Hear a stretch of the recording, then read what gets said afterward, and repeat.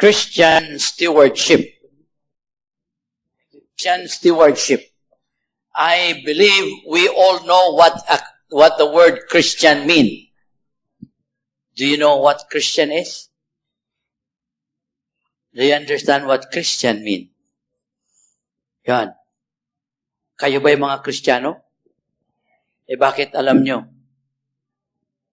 Well, napag-aralan natin yan sa ating basic seminar. Sa basic seminar natin, sinasabi natin na ang Kristiyano ay isang tao na naging kaisa kay Kristo. Kaisa kay Kristo. United with Christ. Completely united with Christ. His whole being is united with Christ. And his center is Christ. Kaya, his mind, his heart, his whole being is talagang with Christ. That's a Christian. That is a perfect union. Sabi natin sa ating basic seminar. Perfect union. The whole Christ is in Him, in you. The whole of you is in Christ. Yan. That's a Christian. Now, ang topic natin ay strengthening servant communities through responsible stewardship. That's the theme. Ang topic natin ngayon ay Christian stewardship. So, it is a stewardship that should be Christian. Hindi any kind of stewardship, but Christian stewardship. It has to be a stewardship according to Christ. Now, naintindihan natin yung salitang Christian. Ang problema ay ang salitang steward.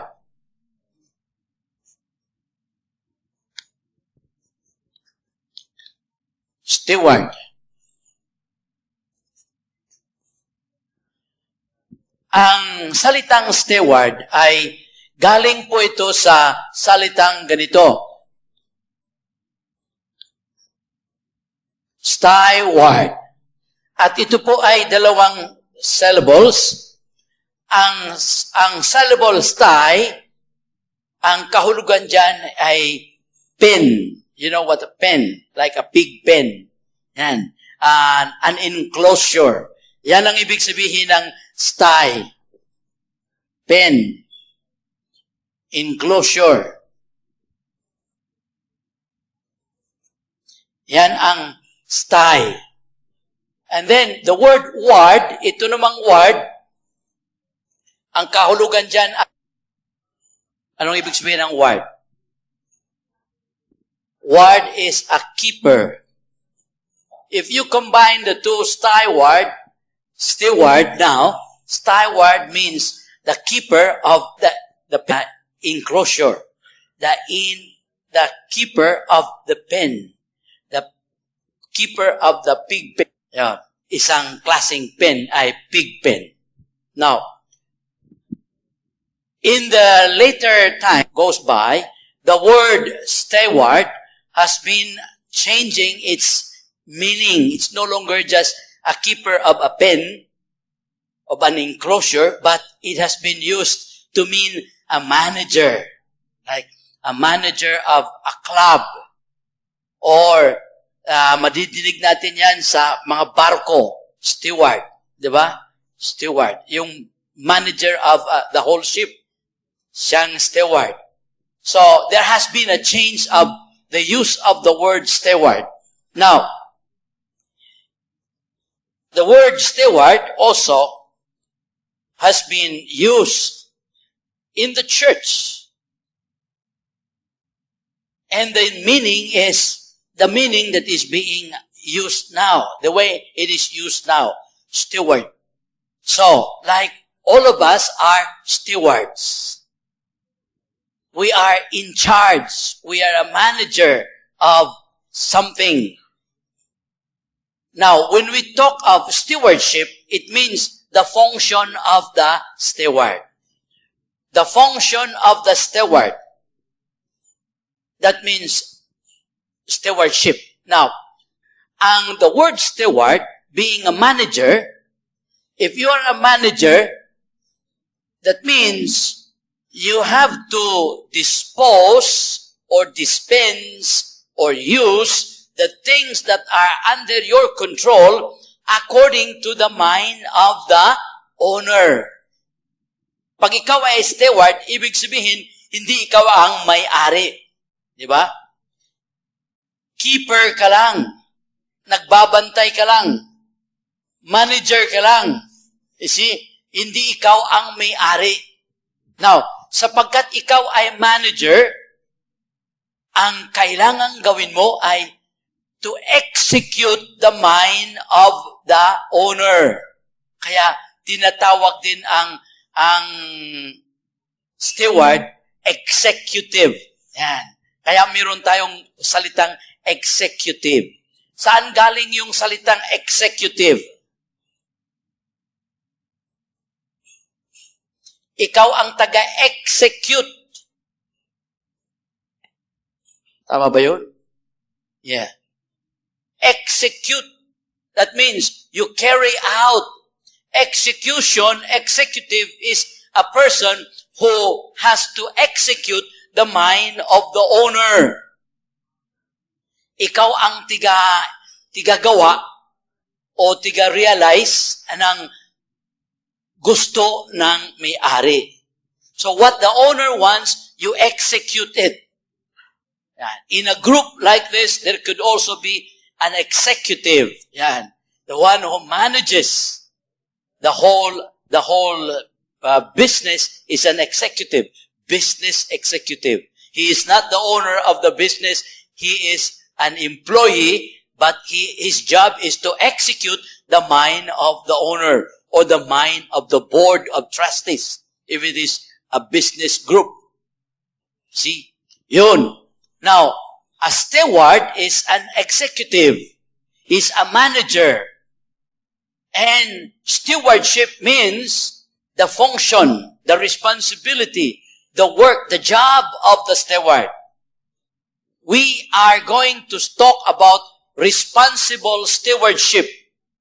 Bilang mga Kristiyano, we should be responsible stewards of something that is entrusted to us. Now, we are now discussing about Christian stewardship. As a people of God, we are stewards. We have a stewardship. We have a responsibility. Now, what are we stewards of? Kayo'y mga stewards. Stewards of what? Oo nga. Ano bang ini-steward ko dito? What are you stewards of? Of all that God has entrusted to you. Has God entrusted to you? Yes. Halimbawa, o nga, wala naman, Father. Wala namang in-entrust ang Diyos sa akin. Meron, wala. Halimbawa, o nga, wala akong maisip. Aba, yung buhay mismo, yung buhay mo, sa'yo ba yan? Ikaw bang may-ari ng buhay mo? Pangalan yan, buhay ko. Pero sa totoo, hindi buhay mo yan. Pinapahiram mo lang. Pinapahiram lang sa'yo ang buhay na yan. Di ba may kanta tayo? Ano yung kanta na yan? Hiram sa Diyos. Wow. Ang ganda naman yung kanta na yan, di ba? Hiram sa Diyos lang pala eh. Hindi pala sarili natin ang buhay natin. Hiram sa Diyos. Yun. So, ikaw ay steward ng inyong buhay. Sapagkat ikaw ay steward, kailangan yung buhay mo, asikasuhin mo yan, hindi ayon sa inyong kagustuhan. Hindi ayon sa inyong gusto, kundi ayon sa kagustuhan ni Kristo. Yan ang Christian stewardship. Take care of the things that are entrusted to your care according to the mind of Sinong may-ari ng buhay nyo? Diyos, si Kristo. Because we are created in Christ and for Christ. Through Him and in Him we are created.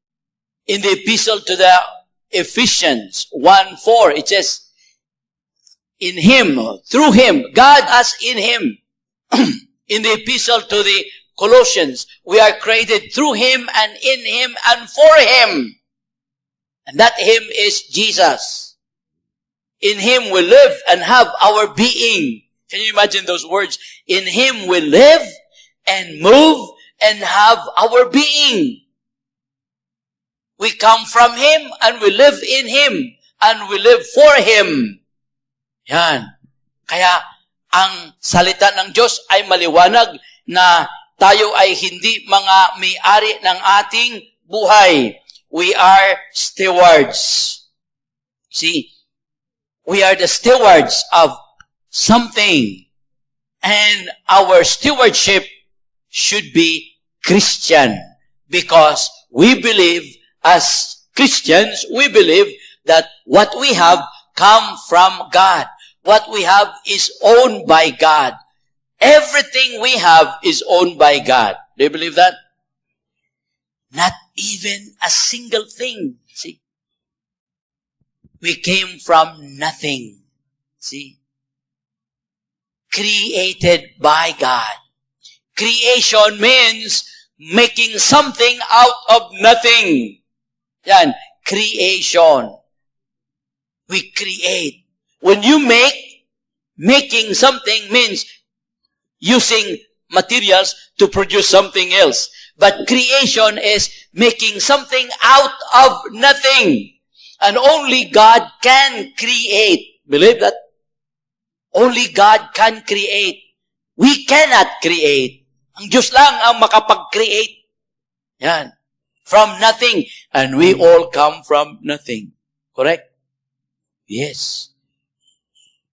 Unto dust. From dust. Ano yan? Thou art dust, and to dust you shall return. Yun. Galing kayo sa abo. Galing kayo sa abo, at sa abo kayo babalik. So, ginawa tayo ng Diyos, created by God. The world is created by God. All the God said is, let there be. And so things happen. Let there be light, and there was light. Let there be the earth, and there was the earth. Let there be birds, and there were birds. And let there be all this, and let there be that. And things happen. That's God. So, we come from God.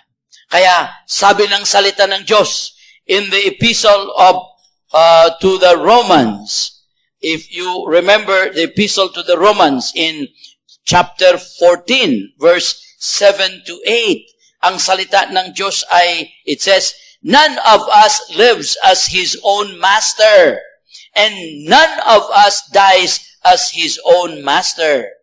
While we live, we are responsible to the Lord.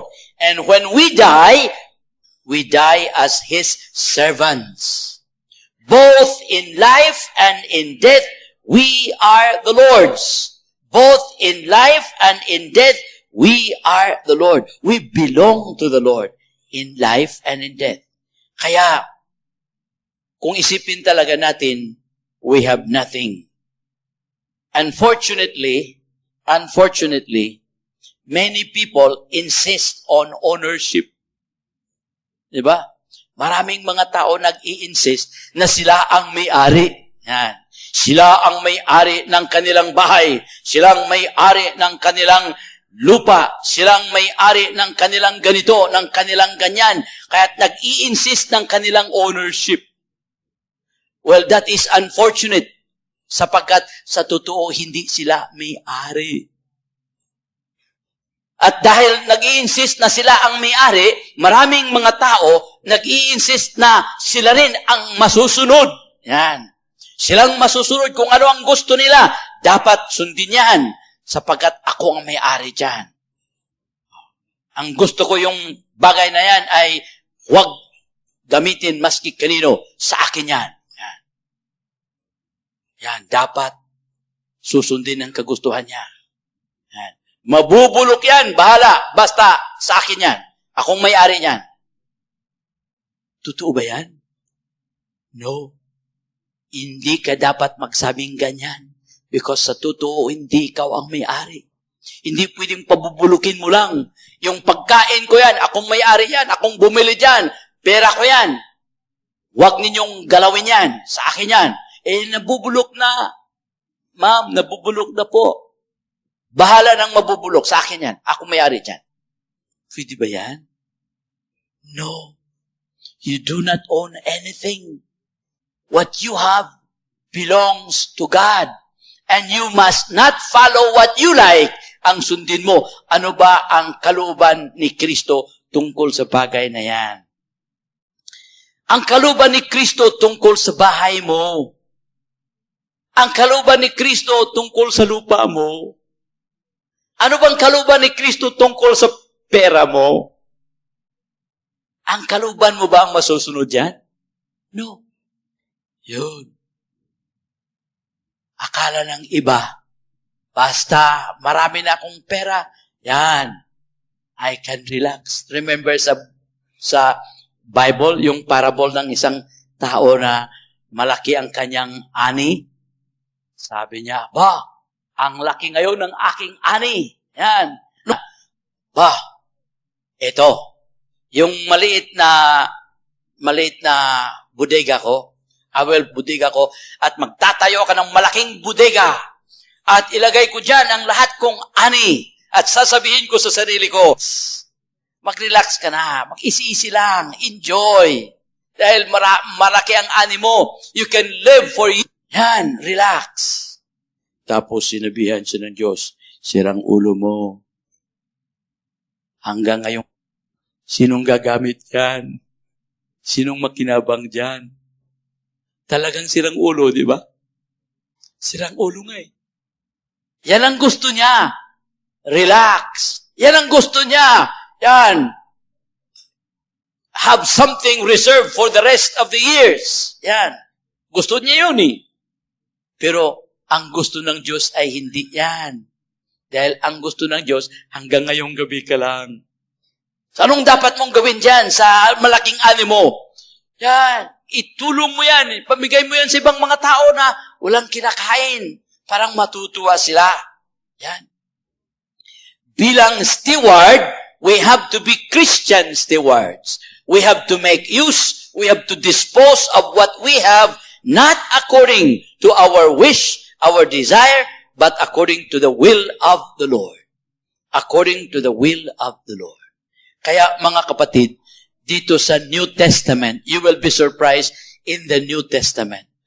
Hindi pinag-usapan ang tithing. You might be shocked. Ang tithing ay hindi Kristiyano. Ha? Ganun? Yeah, tithing, hindi Kristiyano. Hindi Kristiyano yan. Ano ang tithing? Ang tithing ay Jewish law. Ito ay para sa mga Hudyo. Kayo ba yung mga Hudyo? Kayo ba yung mga Hudyo? Kung hindi kayo mga Hudyo, ang tithing ay hindi para sa iyo. Tithing is of the Old Testament. Tithing is of the Old Testament. Ganun ba? Bakit sa aming community nagtatithe kami?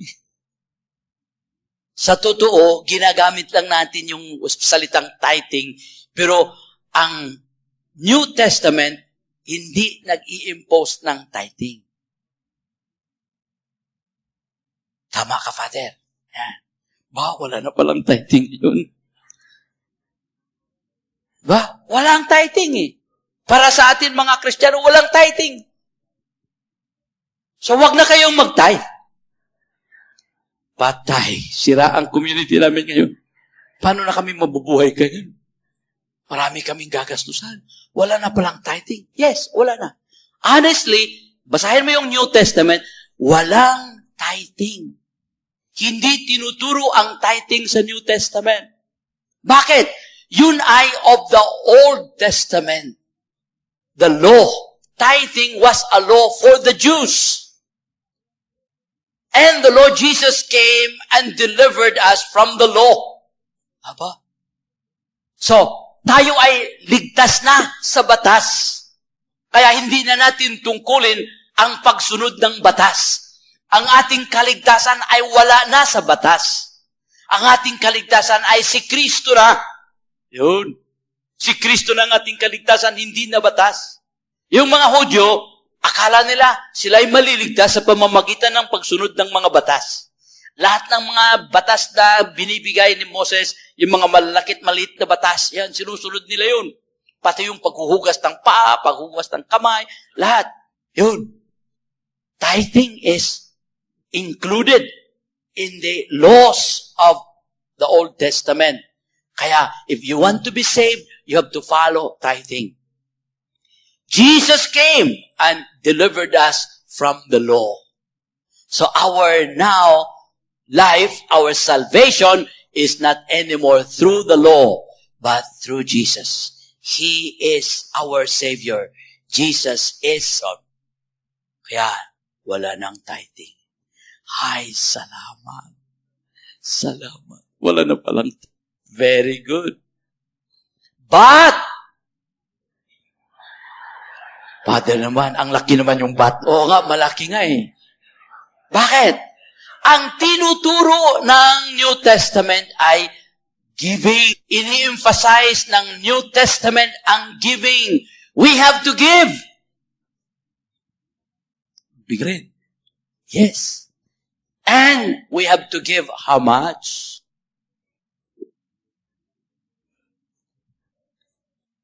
Ang ini-encourage ng salita ng Diyos ay 100% patay. Oh, ano ba yan? Ano ba yan? So, ano nang maiwan sa akin? Yun. Bakit? Wala kang ino-own, di ba? Wala kang inaari dyan. Ikaw hindi ang may-ari ng inyong kayamanan. So you must you must dispose of what is under your control according to the mind of the owner. Anong mind of the owner? What does Jesus want? What does Jesus want? You know what Jesus want? If you read Luke chapter 14, verse 33, Luke 14:33, anong ini-encourage ni Jesus? Ang ini-encourage ni Jesus is that we renounce all our possessions. Aba, ano na yan? Basahin mo yun. Luke chapter 14, verse 33. Anong sinasabi ni Jesus dyan? None of you can be my disciples unless you renounce all your possessions. Aba, paano na ito? Sana hindi na ako pumunta dito. Kamali ata ako. Mga kapatid, ito ang salita ng Diyos. Hindi naman ito ang salita ko eh. Wala akong magagawa, kundi sasabihin ko sa inyo ang tinuturo ni Jesus. Hindi pwedeng magtuturo ako ng mga bagay na hindi tinuturo ni Jesus. At hindi pwedeng iwasan natin yung mga tinuturo ni Jesus dahil masakit eh. Dahil hindi magandang pakinggan. Dahil nakakasama ng loob ng tao. Huwag nang lang nating banggitin yan. Hindi pwede yan.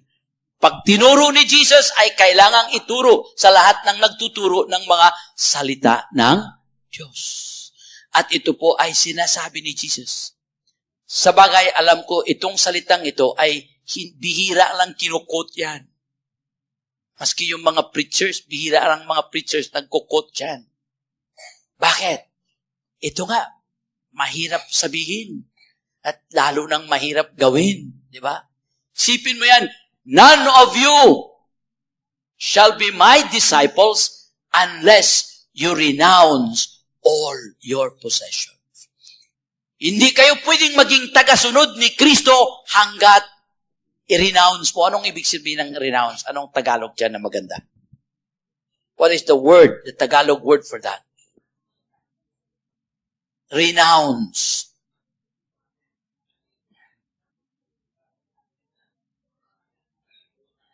Talikuran.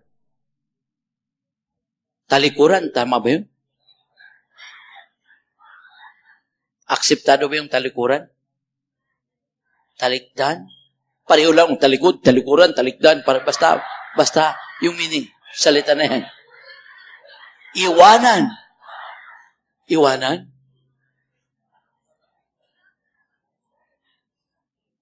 Di, sige, renounce na lang gamitin natin. Hindi tayo nagkakaisa sa Tagalog. So, ang importante ay ang idea na you have to renounce hindi lang 90% of your possession or 10% of your possession, but you have to renounce all your possessions. Kaya ang tithing ay hindi pinapractice ng New Testament. Bakit? Sa tithing, ikaw ang may-ari ng 90. Ang sa Diyos, 10 lang, di ba? 10% lang sa Diyos. Yung 90, sa akin yun. That's Old Testament. New Testament, walang 90, walang 10. Lahat sa Diyos yan. Lahat sa Diyos. At sapagkat yan ay lahat sa Diyos, dapat, you should not use what you have according to your like, the way you like to use them. Hindi pwede yun. That the way Jesus wants you to use your money, the way Jesus wants you to use your material possessions, the way Jesus wants you to use your house, everything you have, pati yung damit nyo, paano mo gagamitin yan? Hindi ayon sa inyong kagustuhan. Yung sapatos mo, hindi sa ayon sa inyong kagustuhan, kundi ayon sa kagustuhan ni Jesus. That is stewardship. So how is your stewardship? Are you Christian stewards?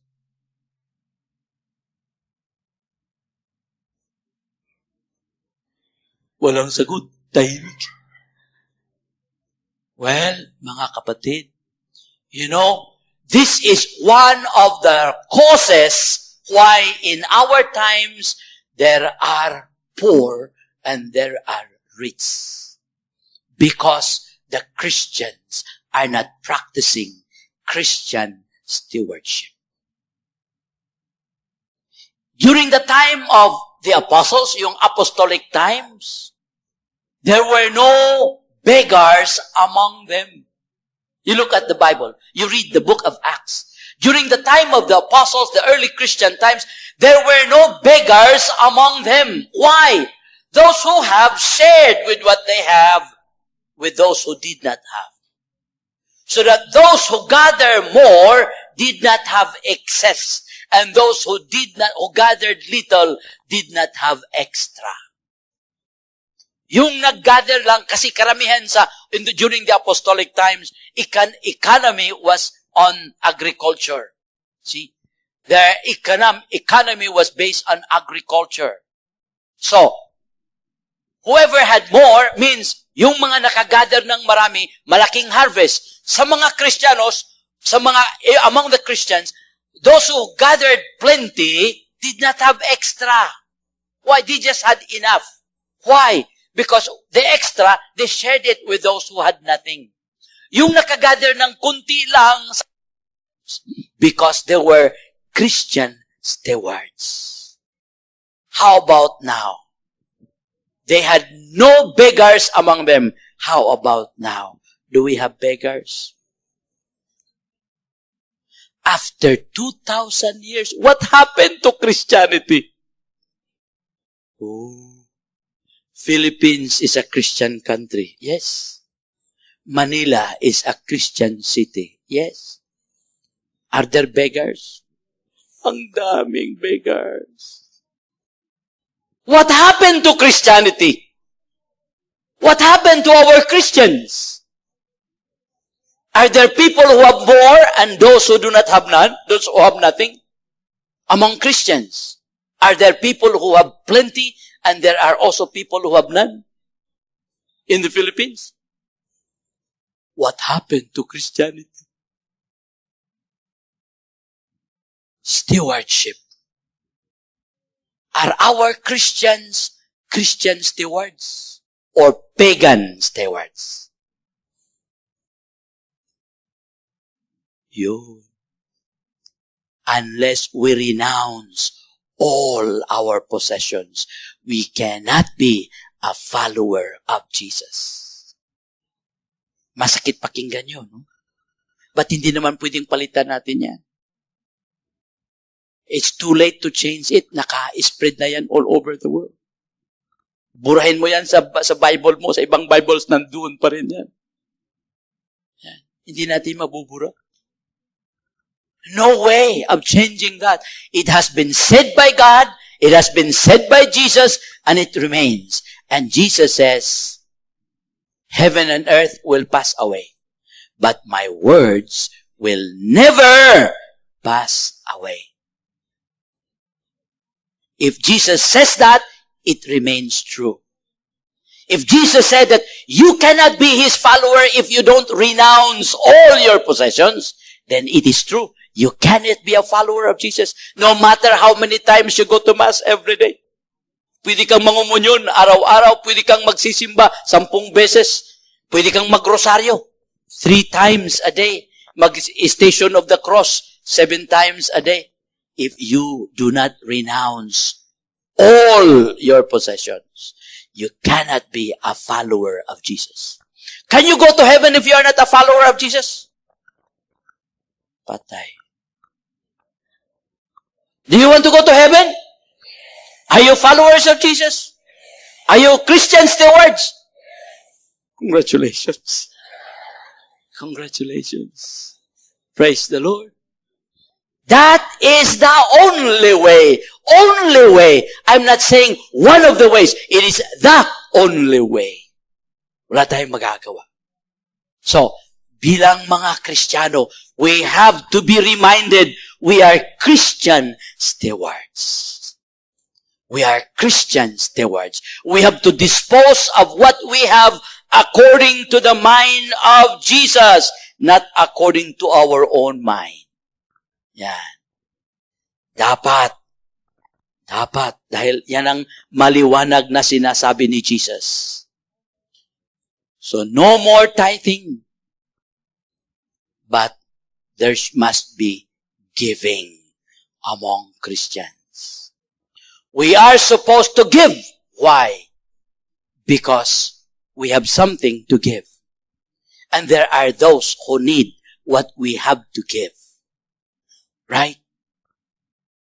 Kaya you cannot anymore hoard. Hoarding is not of God. If you are hoarding things, you are not a good Christian steward. You are not a Christian steward when you hoard things, because what you do not need does not belong to you. Sobra naman itong tinuturo ni Father. Pambihira ka naman. Well, what can I do? Take it or leave it. I am just repeating what Jesus says.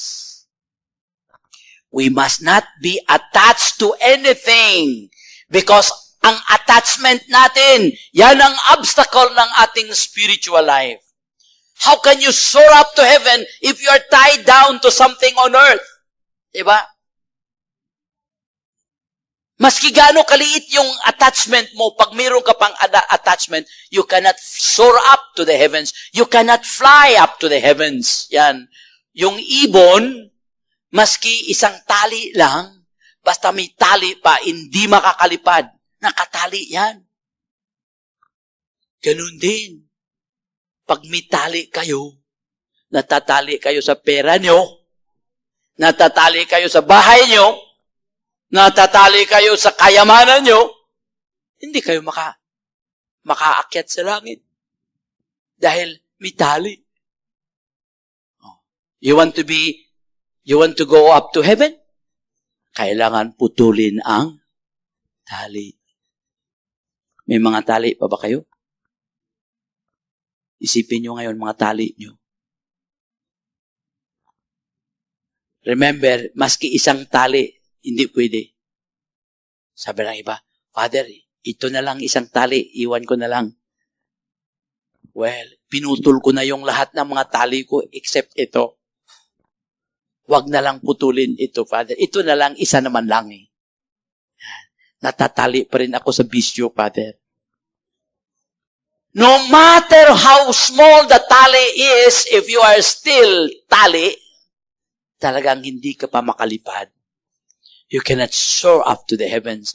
You cannot follow Jesus. Why? Because you can only follow Jesus as far as the tali can go. The tali only goes to that. Jesus goes beyond. Hanggang doon ka lang. Titingin ka na lang kay Jesus. Malayo na si Jesus. Why? Natatali tayo. Yan. Christian stewardship means you are not attached to anything. You are not attached to anything.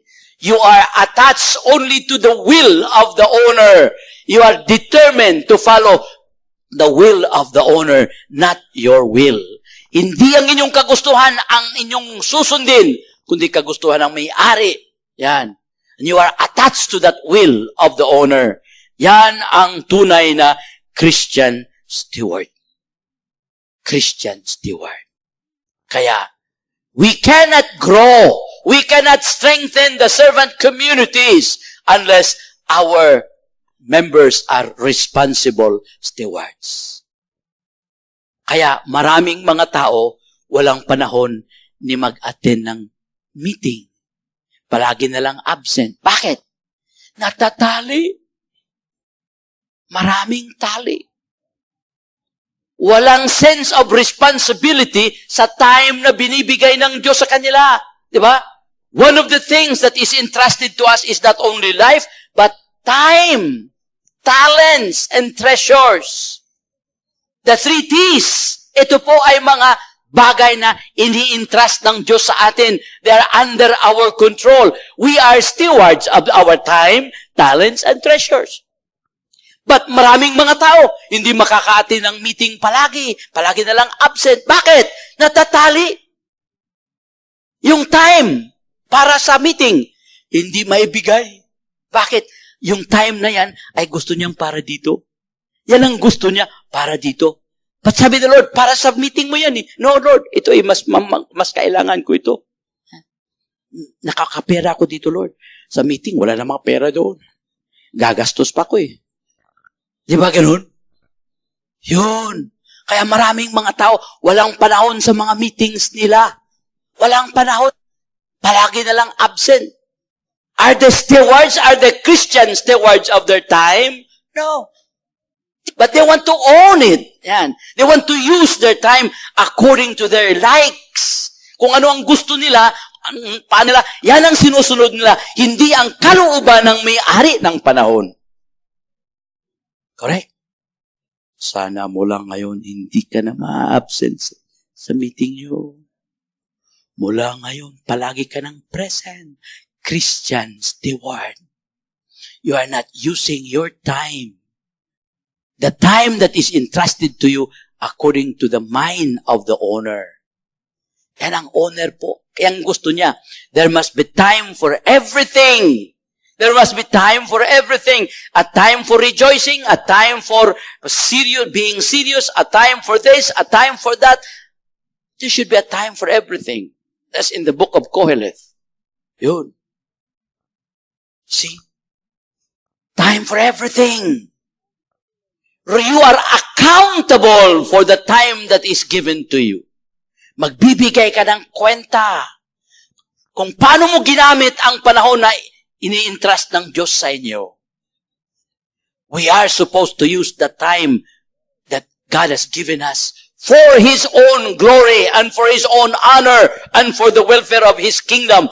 Are you doing it or are you using it only for your own welfare? Oh, for your own advantage. Forget about God. Never mind God. Hindi naman mamumulubi ang Diyos. Oo nga, hindi mamumulubi ang Diyos pag hindi mo sundin ang kanyang kagustuhan. Pero kawawa kayo. Kawawa. Bakit? Magbibigay ka ng kwenta.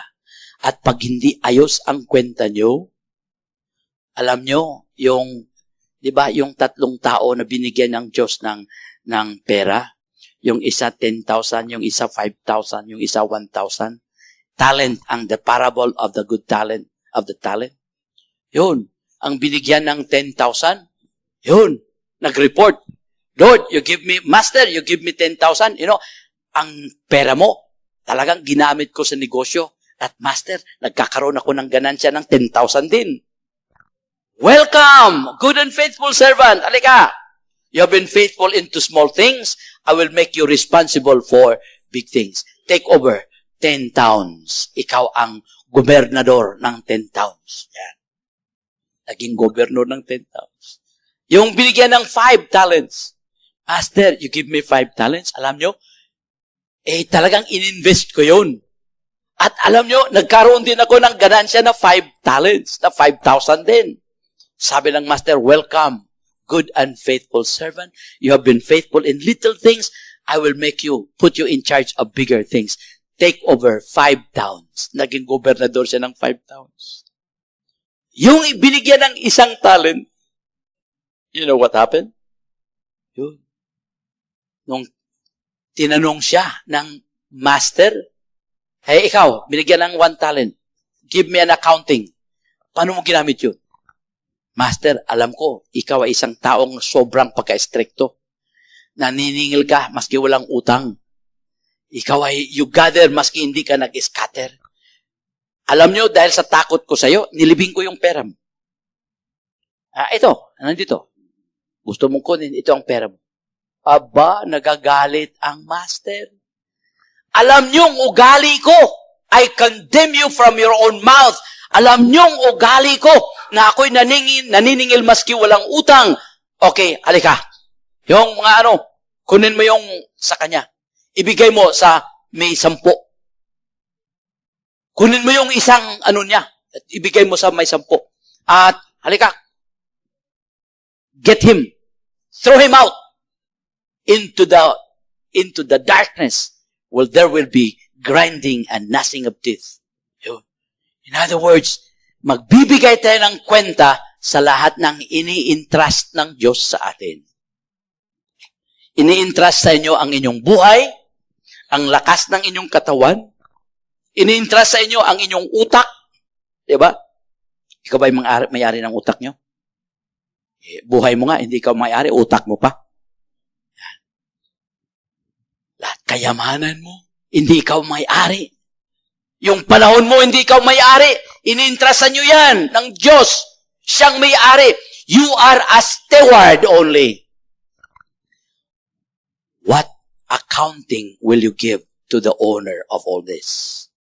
Whether you like it or not, haharap ka talaga sa owner dyan. Whether you like it or not, you will have to face the owner of all this, and you are supposed to give an accounting. Walang makakalusot dyan, lahat tayo magbibigay ng accounting.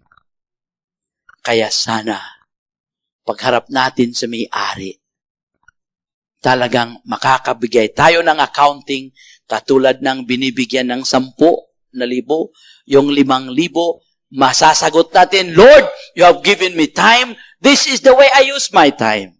I know you wanted me to attend meetings ng aming cell group. Lord, hindi talaga ako nag-absent ng cell group. Lord, you wanted me to attend the prayer meeting of the community. Lord, hindi talaga ako nag-absent ng community meeting namin. Yun. Lord, you wanted me to do this. I really did it, Lord. Sana lahat tayo makakagbigay ng tama na accounting that will satisfy the owner of all this. And He will tell us, you have been faithful in small things. Come, take over your master's kingdom, prepared for you since the beginning of the world. Ang sarap pakinggan, no?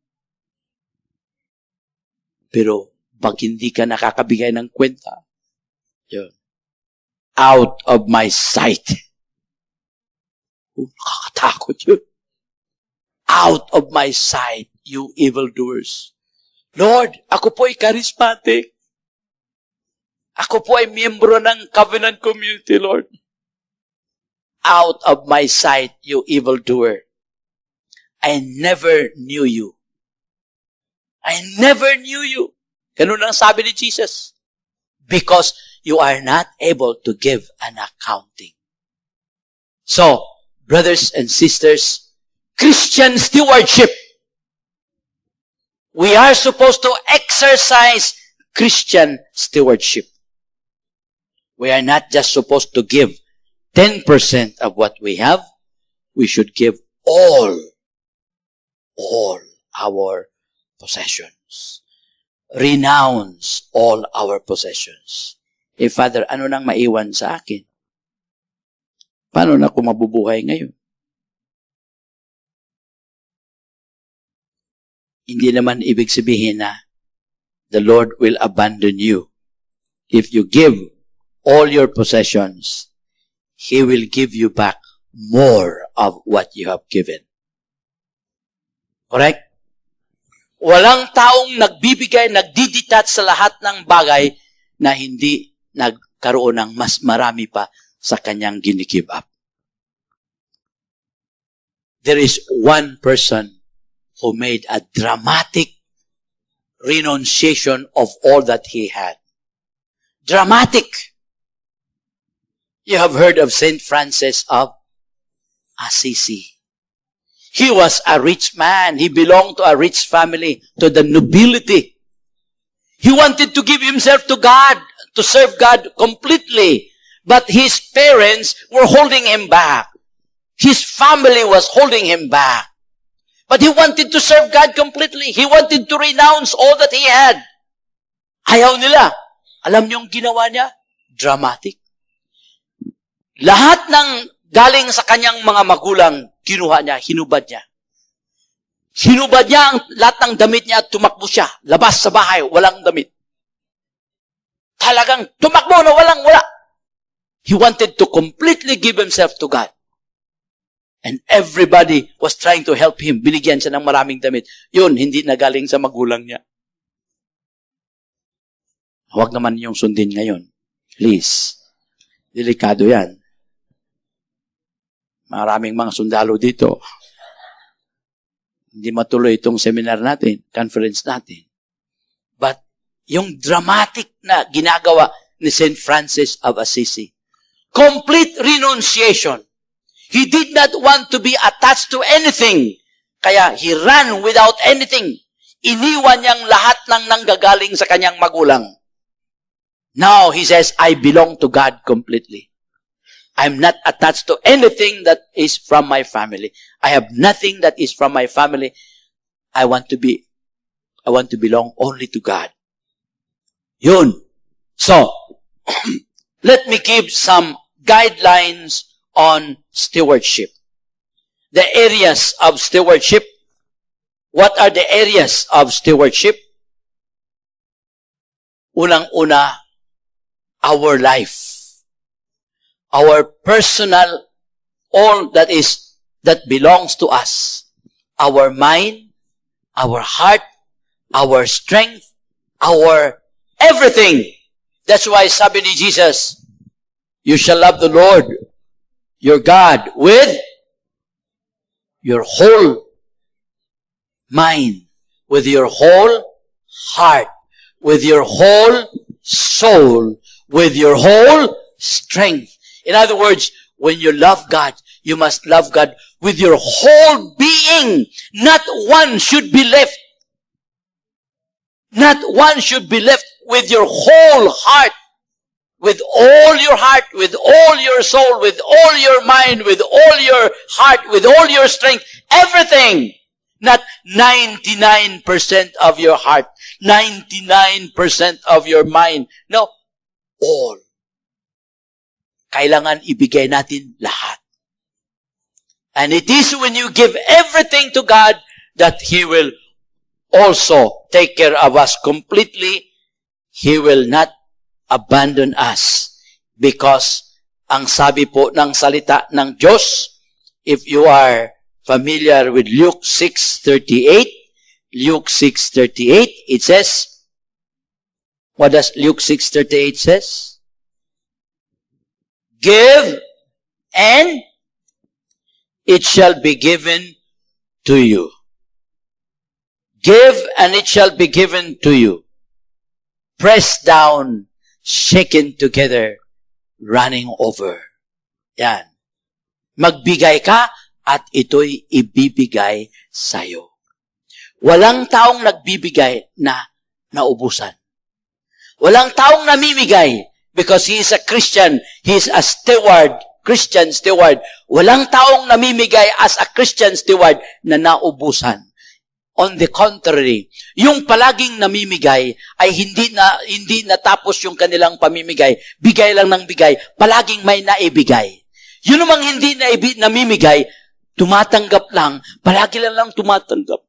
Nagdidepende sa iba. Hindi nakakabigay dahil walang maibigay.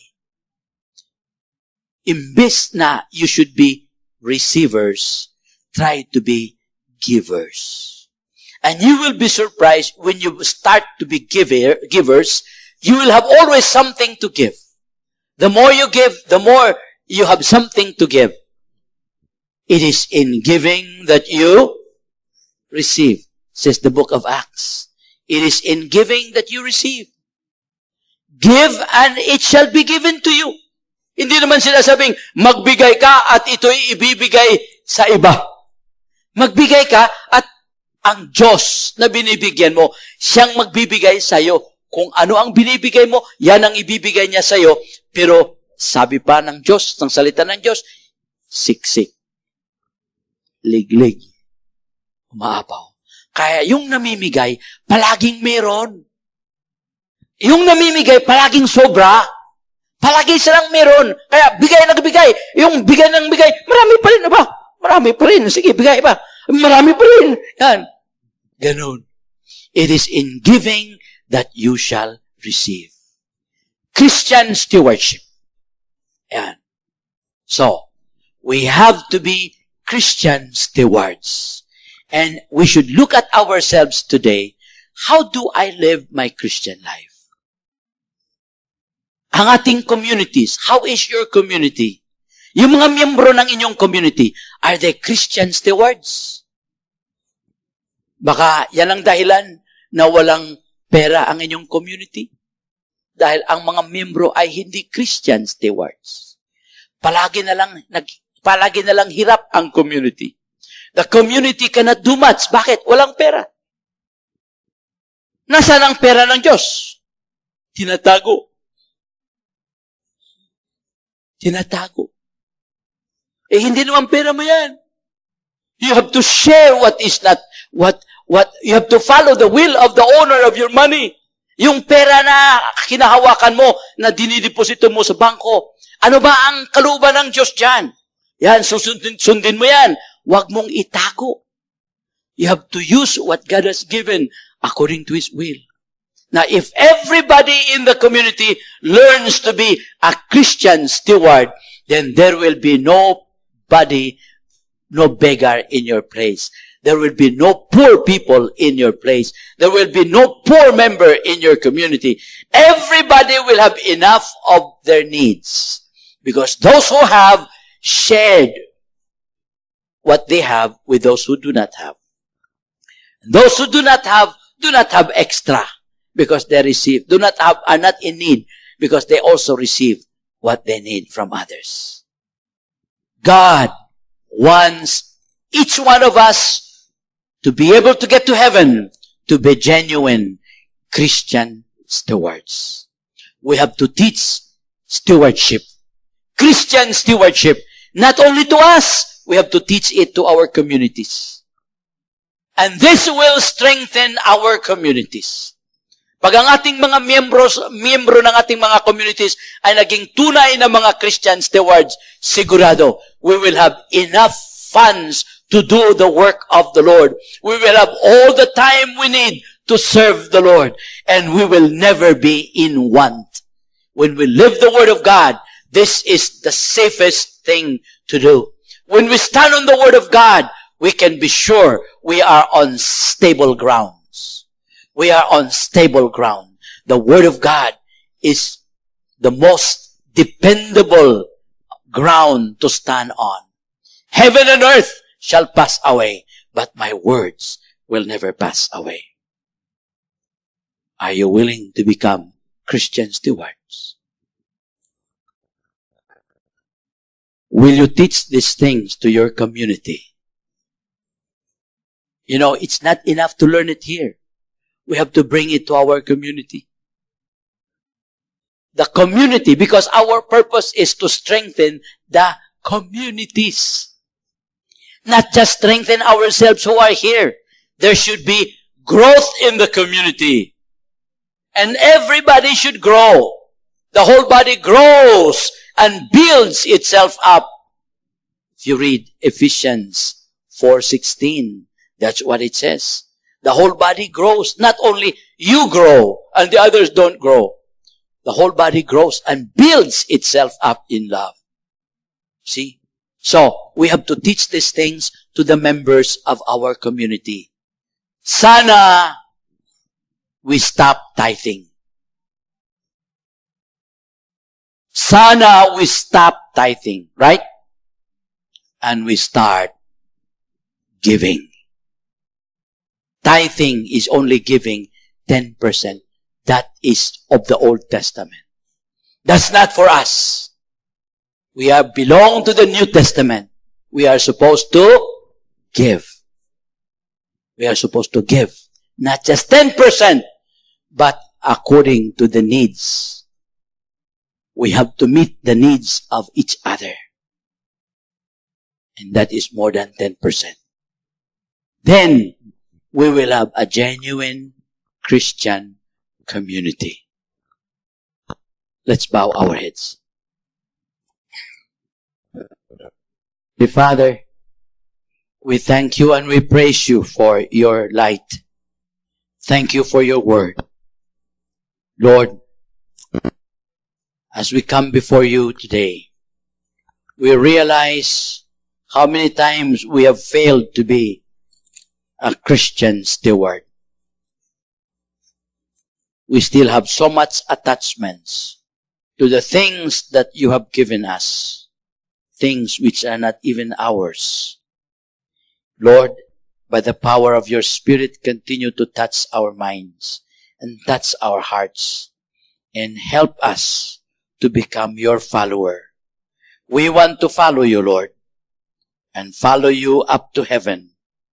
Help us, Lord God, to be detached from the things of this world, that we may be able to really follow you. Father, we ask you this in Jesus' name. Glory to the Father, to the Son, and to the Holy Spirit. In the name of the Father, and of the Son, and of the Holy Spirit. Amen.